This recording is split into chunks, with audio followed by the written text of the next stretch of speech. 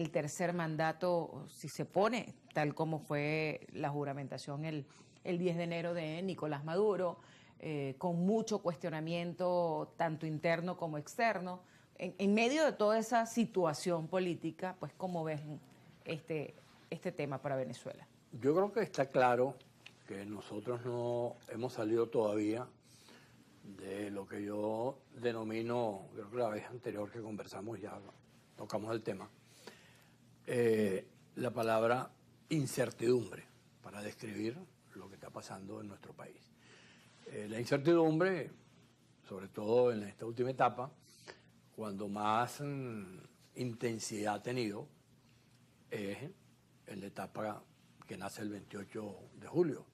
Los venezolanos llegamos al 28 de julio con la intención de que se produjera un evento electoral, de acuerdo con lo que dice la Constitución, de acuerdo con lo que establecen las leyes, y que se pudiera allí producir lo que la gente pensaba y que se respetara lo que claramente dice la Constitución cuando habla de que lo que hay que asumir y respetar es la voluntad mayoritaria de la población. Allí se produjo claramente una expresión que indicó que ganó uno de los dos candidatos.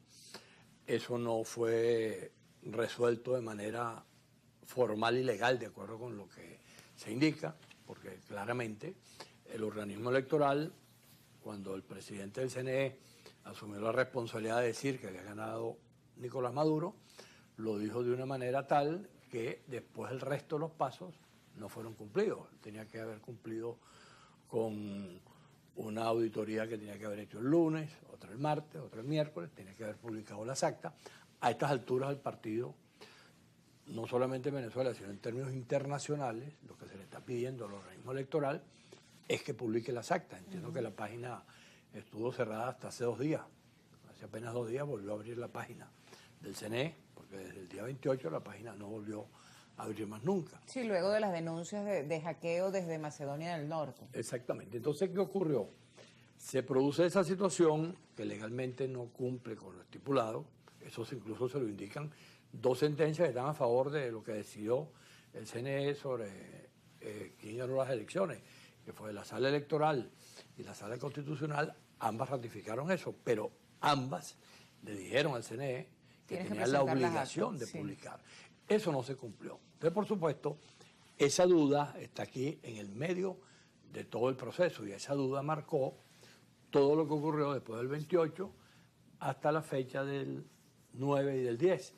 El 9 estaba convocada una movilización sobre las cuales se crearon una cantidad de expectativas que evidentemente no se cumplieron todas. Al final del día ocurrió una situación que tampoco está clara sobre lo que le pasó a María Corina y al motorizado, porque cada vez aparece un nuevo hecho, un nuevo cuento sobre el asunto, y tampoco se cumplió lo que había dicho el día 10, para el día 10 el mundo, cuando dijo que él venía a Venezuela. Se dio la juramentación tampoco es que fue un acto despampanante, que quedó absolutamente todo resuelto, porque todos saben que ese fue un evento precario. El simple hecho que haya contado solamente con la presencia de 2 presidentes de otros países, que fue el caso de Cuba y el caso de Nicaragua, no vino más nadie. Una cantidad de países que decían o en el pasado eran aliados de los gobiernos de estas etapas de Venezuela, no vinieron tampoco, se desligaron, se deslindaron y todos dijeron hay que cumplir con el compromiso de publicar las actas. ¿Por qué hago todo este cuento? Porque es evidente que todo eso lo que sigue es manteniendo lo que yo denomino el cuadro de incertidumbre. En Venezuela ahora hay que seguir insistiendo en la búsqueda de soluciones. Desde nuestro punto de vista, las soluciones tienen que ser políticas. No tiene ningún sentido que los venezolanos nos metamos por el camino que nos han convocado 2 expresidentes colombianos y que después han sido acompañados por algunos venezolanos que han dicho que esa es la ruta, porque esa ruta a donde nos lleva es al peor de los caminos, porque tendríamos que estar en presencia de una situación en Venezuela donde además de todas las dificultades que tenemos los venezolanos en nuestras condiciones de vida, el tema del salario, el tema del sistema bancario, el tema de la falta de crédito, bueno, todo eso que conocemos, que son las condiciones de vida nuestras, se le pudiera agregar entonces también la muerte de quién sabe qué cantidad de venezolanos, y entonces tendrías tú que pasar por la circunstancia que no solamente no tienes salario, no te alcanza, no hay banco, sino que de repente te digan, mira, te mataron a tu hermano, te mataron a tu amigo, te mataron a tu papá, te mataron a tu hijo. Pero entonces, en medio de todo eso, o sea, la incertidumbre, pero el venezolano necesita avanzar, necesita solventar todos esos problemas, pues que bien sabemos, y tú el tema del salario, el tema del poco poder adquisitivo que existe en estos momentos, básicamente, el tema de la salud, de la educación. En medio de todo eso, sigue un tema, una incertidumbre política. Entonces, ¿cómo solventar eso cuando vemos que el TSJ da un mandato, aunque falla a favor de Nicolás Maduro, da un mandato al Poder Electoral, y el Poder Electoral no dice nada? Y en medio de todo eso, bueno, se da todo lo que se ha dado en las últimas horas, ¿no?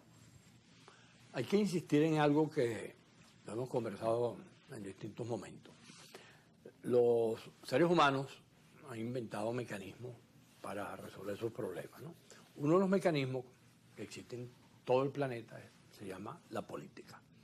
La política es una manera de planificar y de hacer cosas que permita que tú puedas resolver tanto los caminos que son posibles como los caminos que son imposibles. En Venezuela sigue planteada la necesidad de construir una salida política.